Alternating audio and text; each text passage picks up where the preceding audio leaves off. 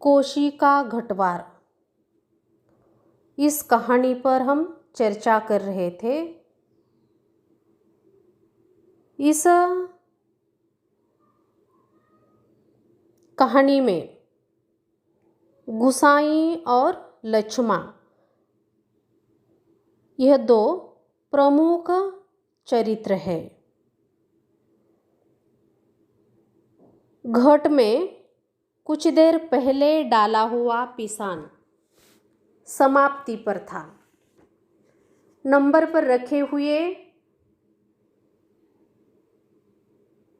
पिसान की जगह गुसाई ने लक्ष्मा का अनाज खप्पर में डाल दिया था। गुसाई ने गुल के किनारे तक जाकर अपनी अंजुली से भरपेट पानी पिया था और एक पीतल और एल्युमिनियम के कुछ बर्तन लेकर इधर उधर से सूखी लकड़ियां बटोरकर आग जलाकर एक कालीख पूती बटलोई में पानी रखकर जाते जाते लक्ष्मा से कह गया था कि चाय का टाइम भी हो रहा है, पानी उबल जाए तो पत्ती डाल देना, पुड़िया में पड़ी है। लक्ष्मा ने कुछ न कहते हुए केवल उसे नदी की ओर जाने वाली पगडंडी पर जाते हुए देखा था और वह देखती रही थी। सड़क किनारे की दुकान से दूध लेकर लौटते लौटते गुसाई को काफ़ी समय भी लगा था। वापस आते ही लक्ष्मा के पास बैठा हुआ उसका एक 6-7 साल का लड़का भी गुसाई को दिखाई देता है। तब लक्ष्मा कहती है, इस छोकरे को घड़ी भर के लिए भी चैन नहीं मिलता, जाने कैसे पूछता खोजता हुआ यहाँ तक पहुँचा है। गुसाई ने लक्ष्य किया था कि बच्चा बार बार किसी चीज़ की जिद कर रहा है और लक्ष्मा उसे झिड़का कर चुप करा रही है।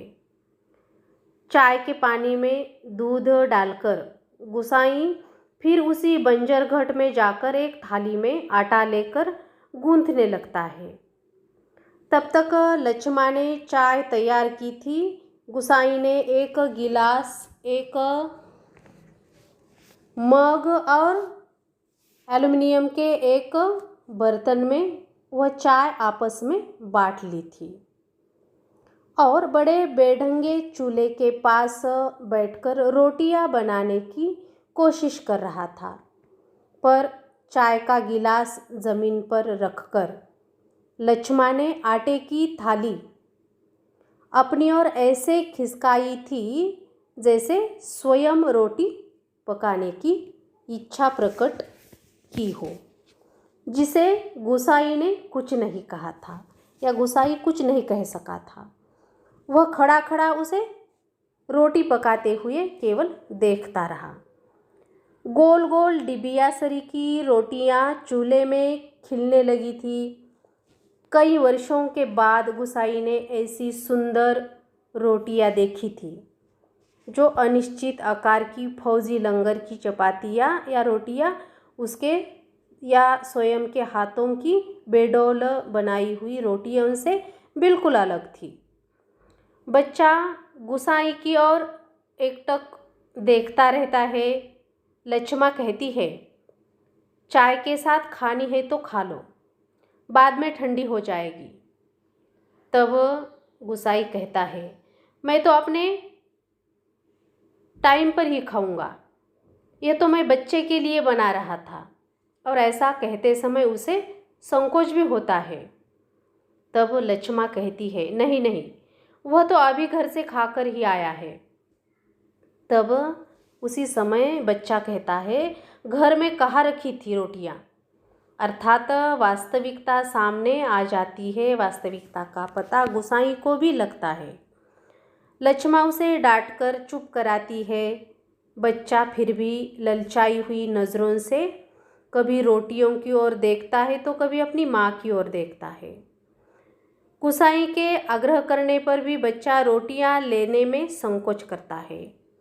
गुड़ का एक टुकड़ा भी बच्चे के हाथ पर गुसाई रखता है। इस छोटे से प्रसंग का तनाव दोनों महसूस करते हैं, गुसाई और लक्ष्मा। स्वयं भी एक रोटी चाय के साथ खाते हुए इस तनाव को कम करने की कोशिश करते हुए मुस्कुराते हुए गुसाई कहता है, लोग ठीक ही कहते हैं, औरत के हाथ की बनी रोटियों में स्वाद ही दूसरा होता है। कुछ साग सब्जी होती तो एक आध रोटी बेचारा और खाता।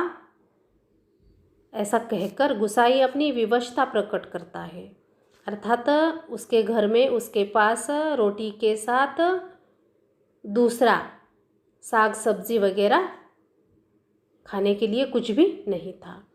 तब लक्ष्मा कहती है, ऐसे खाने पीने वाले की तकदीर लेकर पैदा होता तो मेरे नसीब में क्यों पड़ता, मेरे भाग में क्यों पड़ता। घर में तेल नहीं, नमक नहीं, आज थोड़े पैसे मिले हैं, ले जाऊंगी कुछ सामान। गुसाई अपनी जेब से कुछ नोट निकालकर लक्ष्मा की ओर बढ़ाते हुए कहता है, ले, काम चलाने के लिए यह रख ले, मेरे पास अभी और है, परसों दफ्तर से मनी ऑर्डर आया था। परंतु लक्ष्मा मदद लेने से इनकार कर देती है। रुपए लेने के लिए लक्ष्मा से अधिक आग्रह करने का साहस भी गुसाई नहीं करता है। वह घाट के अंदर जाकर जल्दी जल्दी अपने निजी आटे के टीन से 2-2.5 सेर के करीब आटा निकालता है और लक्ष्मा के आटे में मिलाता है। तब संतोष की सांस लेता है, अर्थात पैसों के रूप में नहीं तो आटे के रूप में मदद करने का समाधान या संतोष उसे होता है।